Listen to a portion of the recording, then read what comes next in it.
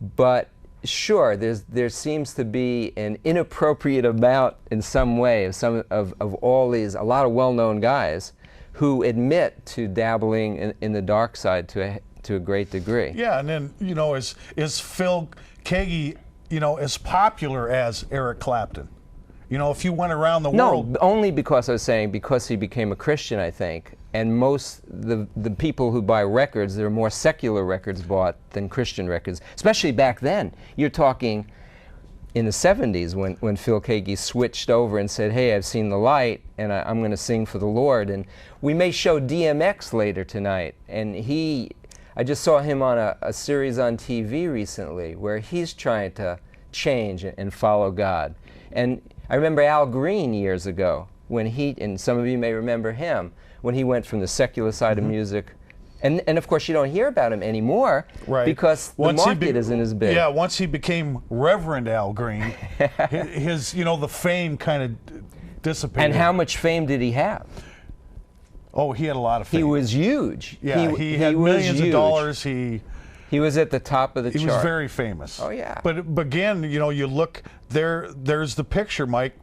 You know, the fame and fortune that goes with those who openly talk about their connection with Satan, and those who talk about the Lord. When you're glorifying God, it's not about you, it's about God. Well, some of these, as we saw before, earlier today when we both were watching this film, but people admit to selling their soul to the devil for this ability. So obviously some of them are going to get it, but the price is too steep. You know, in our last clip, that Son House and those other friends of Robert Johnson that testified about him having absolutely no ability whatsoever and coming back, and now he is looked at as the king or the foundation, father of rock and roll, the Hall of Fame. Unbelievable. Right. Where did he get that power in a 6-7 month period? And they said he didn't even have to practice, didn't even have to write songs.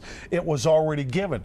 You mentioned Santana talked about, you know, the songs just come. The people in Black Sabbath, they just said they just came. They were just there. That's right. And that's, again, very scary to me. It scares me a little bit. We've talked about Aleister Crowley. We may talk about him again, another segment of film down the road a little bit, but we showed a segment on him a couple of months back.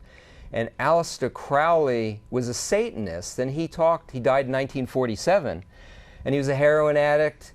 He was into worshiping Satan. Anton LaVey of the Church of Satan had his picture up there prominently. And he's on the different albums, his symbols on different albums. Led Zeppelin was, Jimmy Page was into him using his hidden stuff, and he bought his house. He's on the Beatles album, Sgt. Pepper. The Stones were into that. The Stones made a film with Anton LaVey of Church of Satan. Black Sabbath. Man, we didn't know about this stuff way back then, and that they were, so many of them were so into this stuff. But Crowley said that Satan was going to use music and drugs to bring the American youth, and they would spread it out in the world. He said this in the 1940s, folks, before rock and roll was there. And he said Satan was going to use this to bring people to the dark side. And, you know, it's like Plato and Aristotle saying that music is very powerful. It reflects the passions of the heart and all the feelings that we have, anger, love, pain.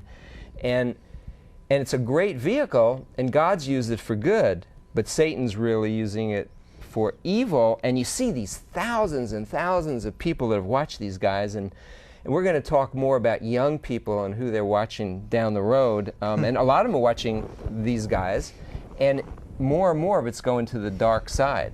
And people need to know what's happening. And what's interesting, Mike, if you talk to a lot of theologians and study the Word of God, there's an indication in the Bible that talks about Satan being the worship leader of all the angelic beings.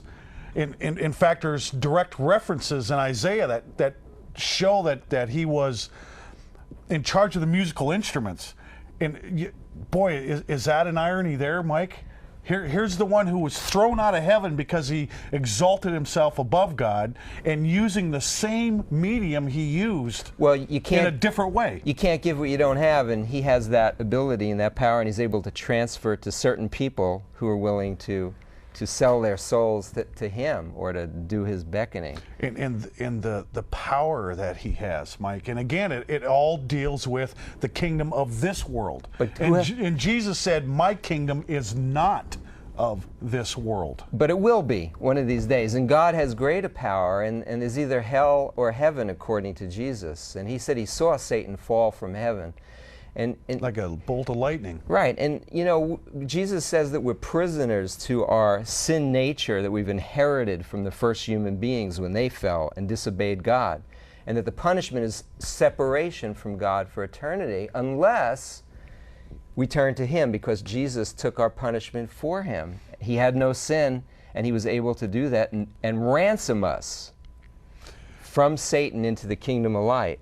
And the evidence is there in prophecy for Israel, and that Israel become a nation again, and then Iran, mentioned as Persia in the Bible, would be leading a lot of troops against Israel someday with allies in the north. And it's all lined up the way it was, the way it is now. And that prophecy was given 1,200 years before Islam existed and before all those countries were aligned. You know, way back then at times, Israel had peace treaties with Darius of Persia and Cyrus of Persia, and the king of Syria helped King David build. He gave him all the wood, lumber, and stuff to build the temple.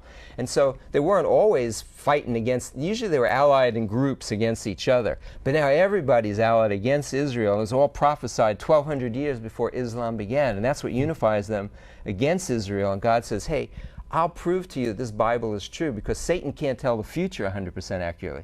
He'll guess at a couple of things and get them right, but usually he'll be wrong. But I'll be right 100% of the time, and it's all in the Bible.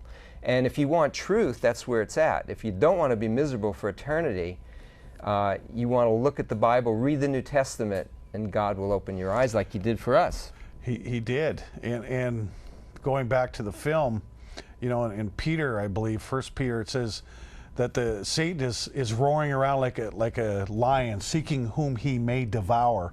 And apparently we're seeing a connection with one of the major vehicles is music.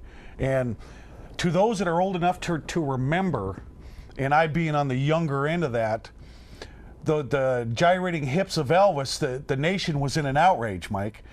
You know, think about it. The nation was in an outrage. Now today, 40 years later, we have pornography right there on TV, and nobody's saying a word, Mike.